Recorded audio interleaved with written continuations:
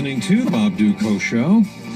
All right, well, as you know, over the weekend, you had the inauguration on Friday, and then you had the big women's march movement protests, the kind of vulgar comments and such that were made at this women's rally in Washington, D.C., and others around the country as well. But what was really going on behind the scenes? Well, Andrew Rocky Rushkowski, Lieutenant Colonel, retired. He's former majority leader of the Michigan House, president of Imperium Logistics. Well, he was there over the weekend. He was at the inauguration. We talked to him on Friday. And Andrew Rocky Rushkowski joins me now. Colonel, always a pleasure. Thanks for being with us today. Hey, thank you very much, Bob. Pleasure to be on. So tell us about the protesters. I mean, what was really going on there? Because I got to tell you, the stuff I saw on television was horrible, not just from the women on Saturday, but at the inauguration itself and the protesters at the inauguration when Trump was being inaugurated. The ugliness that was taking place outside of there was just, it was over the top. So I've been amazed at the level of hatred and vitriol that's been coming from the liberal left. What kind of stuff were you seeing there in Washington, D.C.? I got to tell you, and this is, I'm trying to be as nonpartisan and as unbiased. I know a lot of listeners may say, what? But truly, I'm trying to be very middle of the road. These people were out of control, completely godless, and they wanted their rights to be adhered to, their voices to be heard, but they were willing to violently stop people from their First Amendment rights to free assembly. And Bob, let me give you a perfect example. Because my wife and I and a couple that was with us were actually going to the inaugural in the morning, the actual ceremony on the Capitol steps. Mm-hmm. And we had to get through, by the way, 2 sets of security sites, 2 sets of magnetometers, because I know that a lot of people that may have heard or seen Chuck Todd on Meet the Press, they were talking, no, the Secret Service said there was only 1 set of magnetometers, 1 set. The crowds were the lowest ever. Let me tell you, I can truly understand where Mr. Trump was very upset in the reporting, because a majority of the people never made it to the inaugural. They were stuck between a security point of Pennsylvania Avenue and another security point, the first security point. Yes. So you're saying, I want to make sure we're clear on this, Rocky. You're saying, and from eyewitness accounts, you were there, that there were massive throngs of people outside of the mall that was bottlenecked that couldn't get in. Absolutely. Absolutely, wow. Without a doubt. So Trump and Sean Spicer were absolutely correct in everything they said. Maybe they weren't correct when the question came up about the people in the mall. From one vantage point, from the vantage point of where Trump was taking the oath of office, and I got a picture from Congressman Mike Bishop. He shot me one, who is sitting behind Trump.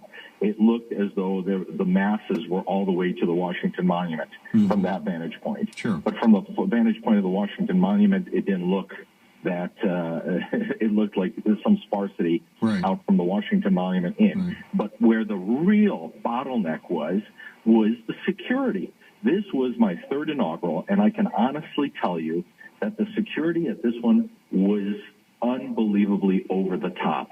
It was unbelievable to explain.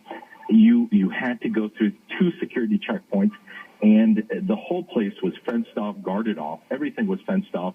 And about an hour before the inaugural, because we had another couple with us that never made it to the actual inauguration to see the inauguration in person, we had tickets way up close, and they could never get to us because the roads and the locations were automatically blocked off.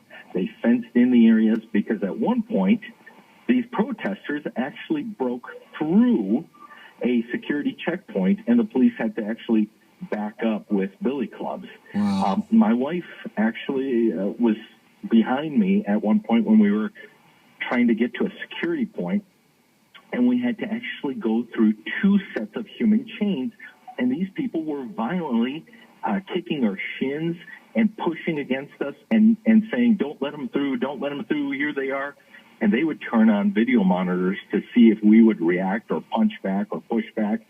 And we plowed through the first human chain only to see a second human chain right in front of us.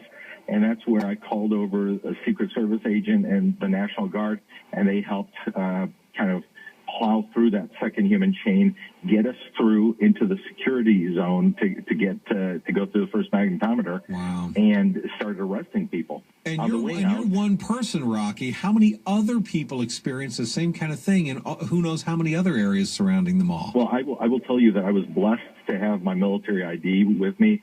On my chest, I had my ID and all our passes on a little fold that kind of went on a lanyard that goes on your chest. So right when we started having problems, I lifted that and pointed it to the security, the Secret Service, and the federal marshals and the National Guard, and they were able to see, and you kind of screamed for their attention.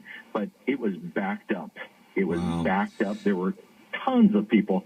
I'm not a good estimator, but I will tell you that as many people as witnessed it on the in front of the Capitol, that was probably a third to 25% of the people that were lined along Pennsylvania Avenue or couldn't get in. Yeah, see, and this is the stuff that the mainstream press isn't going to tell you. And by the way, I should say also, I said this to my audience earlier, as far as the crowd size debate, I don't have a problem conceding that there were probably more people on foot there at the actual mall for Barack Obama's inauguration in 2009 than Donald Trump's. But in all fairness, there is an historic nature to the first African-American elected president. I can understand why more people would show up to an event like that. But then secondly, let's be honest, the overwhelming majority of Washington, D.C. and the surrounding suburbs are liberal Democrats. And so there's half the audience is a built-in Democrat audience. When you have a Republican being inaugurated, the overwhelming majority of the people there have to travel from out of the region because they're not local, because it's overwhelmingly Democrats. So I mean, people got to realize it says a lot that many people even showed up to Trump's inauguration. Well, Bob, I'll tell you, this was, like I said, my third inaugural, and normally people come from all over the country. Sure. A lot of people don't understand that the inaugural is actually a military ceremony, welcoming the brand new commander-in-chief to the military district of Washington. And you have the old guard and all the military, the Marine Corps, the Navy, the Air Force, and of course the Army from Arlington and from Fort Meade that come in and do all the ceremonies and the parades. But let me tell you one other quick story. Okay, real quick. We got less than 60 seconds left. Sure. We left about halfway through President Trump's speech, and we're leaving. And on our way out, when we finally got to the second checkpoint, we were on what's I and 14th, and I think there's a Bank of America on the northwest corner there, and they were actually breaking windows to the bank. They were throwing trash cans in the middle of the street, burning them, and even at night throwing. And I apologize for saying this, but throwing urine and water at people going to the galas. It was just unacceptable behavior.